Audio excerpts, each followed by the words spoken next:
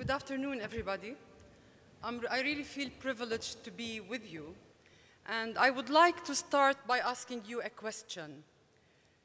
Does anybody know what happened on October 6, 1981? Okay, I'll tell you. I was then 14 years old. Don't start calculating my age. I'm 24. And I was coming back home from school along with my sisters and my brother. And the first thing we noticed was that my dad's car was parked at home. So this was strange because still he needed 2 hours to arrive home. So we went in and we found both my parents glued to the TV. And my mom was crying and sobbing. So we just threw our bags and we ran to our mom. Mom, what's wrong? What's wrong? Is grandma okay? And she was sobbing and saying, Anwar Sadat, president of Egypt, was assassinated. So grandma was okay. And for us as kids, you know, we never differentiated between a president and a king, royalties and presidential rules. But for us, really, we grew up with seeing such presidents all our lives. So actually, 30 years ago, as Palestinians, we only were watching the Jordanian TV channel, because of course, then there were no cable TV, no satellite channels, so we only had Jordanian TV, Israeli TV, and depending on where you live, you could have access either to Syrian or Egyptian. And every morning, when the broadcast would start, for example, with the Jordanian TV, it would start with a big photo of the king, the national anthem, and verses of the Quran.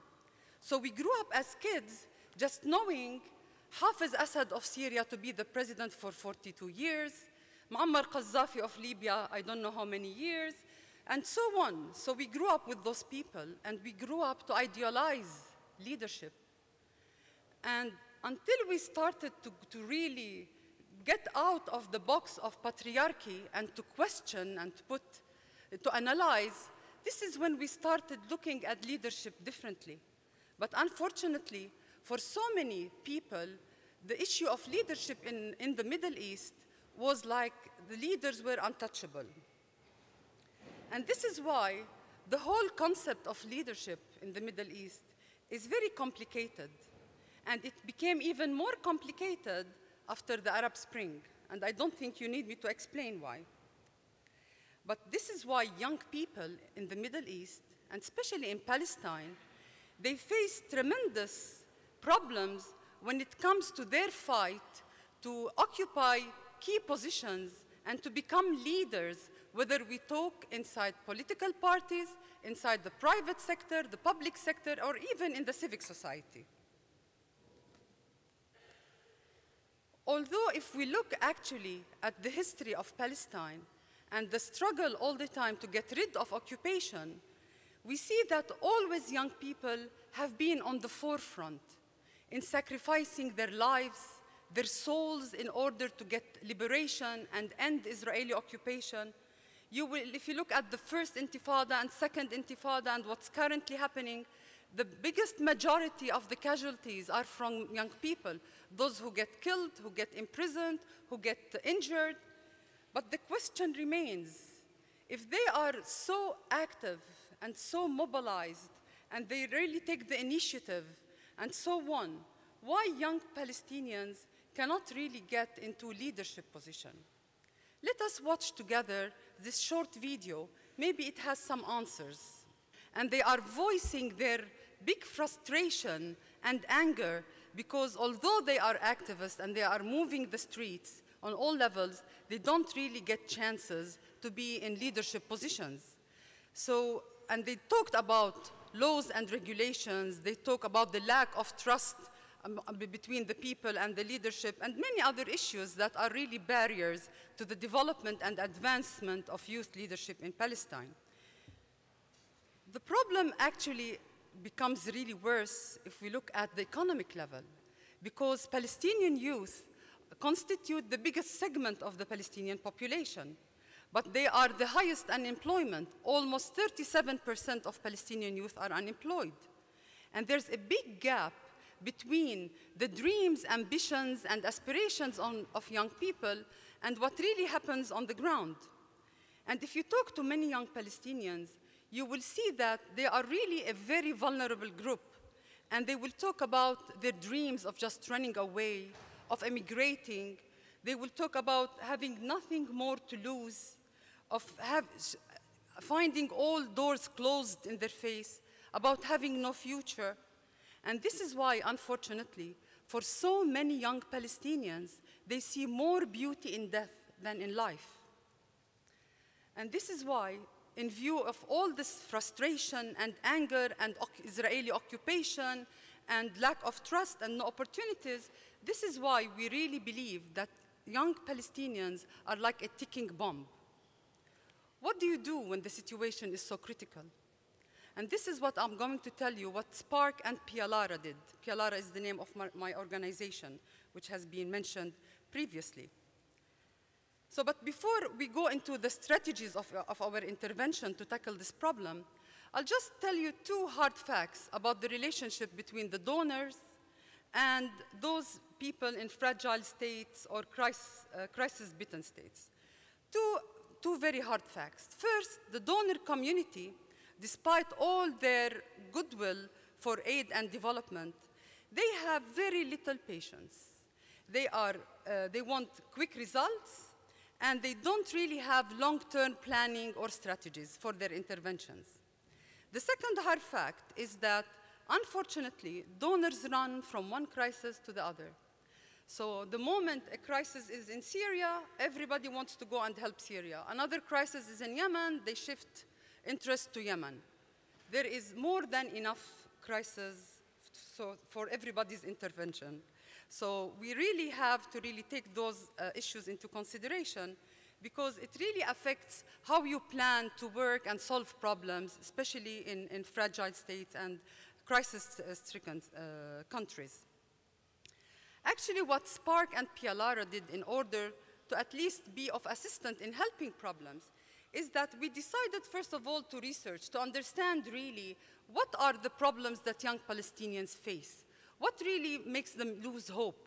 Why do they feel that there is no employment? And why do they just want to run away?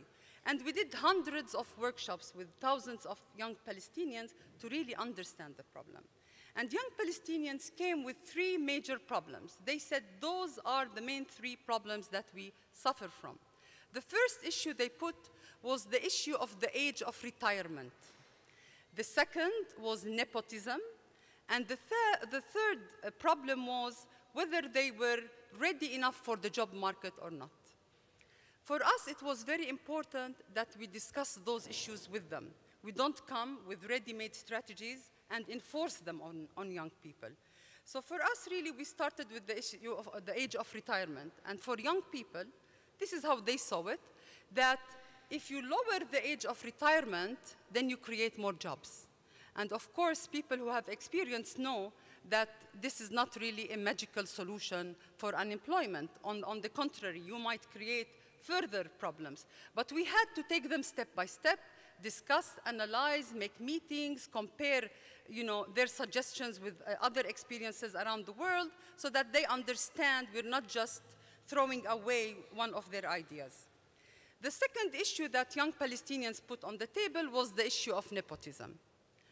Now, in order for us, because we were all the time talking about nepotism, young Palestinians believe that, if you are not well connected, if you don't have, in Arabic we call it wasta, then you can never get a job, you can never get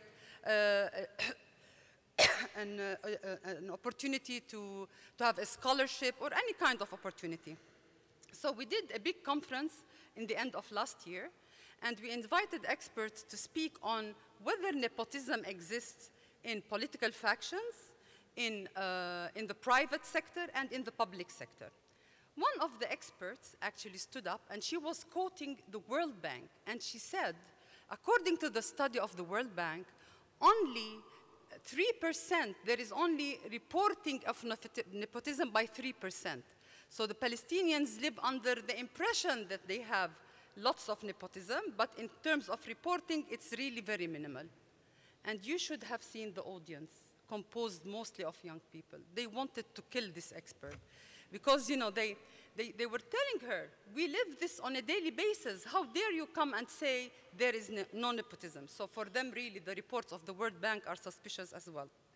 So, but still we had to really come out with a strategy to really involve young people in countering nepotism and understanding better what nepotism is all about. So we had to educate masses of young people on the issue of corruption and nepotism, activate their role in combating them, activating the role of media students on how to do investigative reporting and have better outreach and dissemination. We even started a special TV program called Manarat, Lighthouse, you know, to really just tackle those issues and educate bigger segments of the population. And we engaged young people in debates and dialogues with officials and decision makers to really discuss the issues of corruption and nepotism.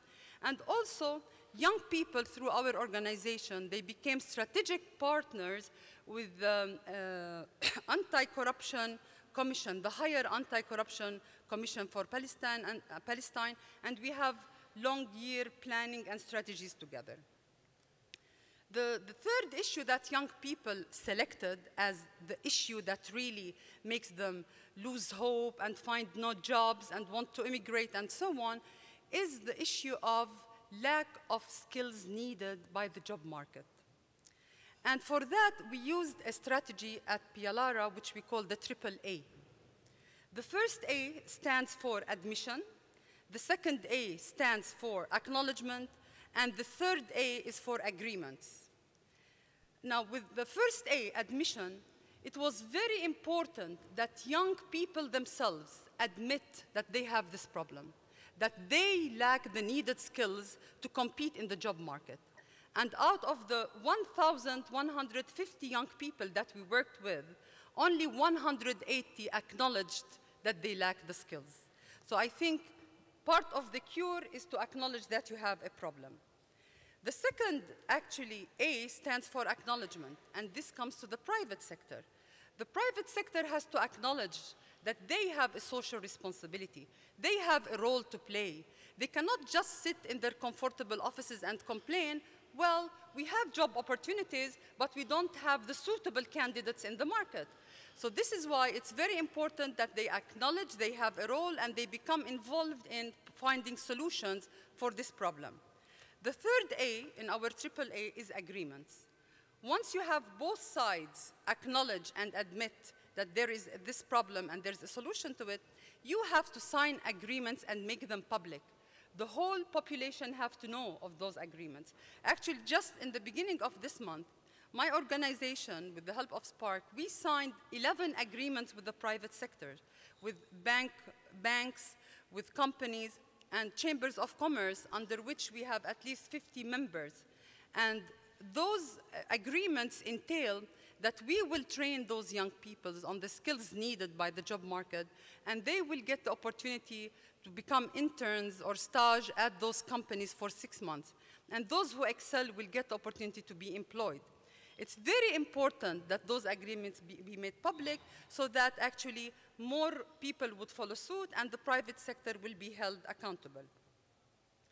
In fact, you know, it's really efforts to make the future a better one for young people that drive us to work with Spark. And I truly believe that when people look at the news of what is happening in Palestine and in Israel and all the killings and the bloodshed and so on, they would say, you know, how do you do that? It's almost impossible. And I tell those people that we as Palestinians, we have learned from the Lebanese people how to really dance and sing even during a civil war. We learned from South Africa that apartheid and discrimination cannot continue forever. We have also learned from the West that democracy is the way forward, and we have learned from France that equality and justice are the nourishment for the soul. And above all, we have learned from Shakespeare that beauty is in the eye of the beholder. And really, for Palestinians, beauty is in the freedom of our land. And yet we have to teach the world that deep in our hearts, we have lots of pain and we cry, but we stand up really very solid and very proud because we believe in justice and in freedom in the end. And we really have to teach the world that we as a nation, we believe we deserve all the trust and all the investment to help us really end occupation and gain our freedom. And we truly believe that really with the help of an organization like Spark and the Dutch government, this is how you really build small steps in the way leading to a better future for all. Thank you for listening.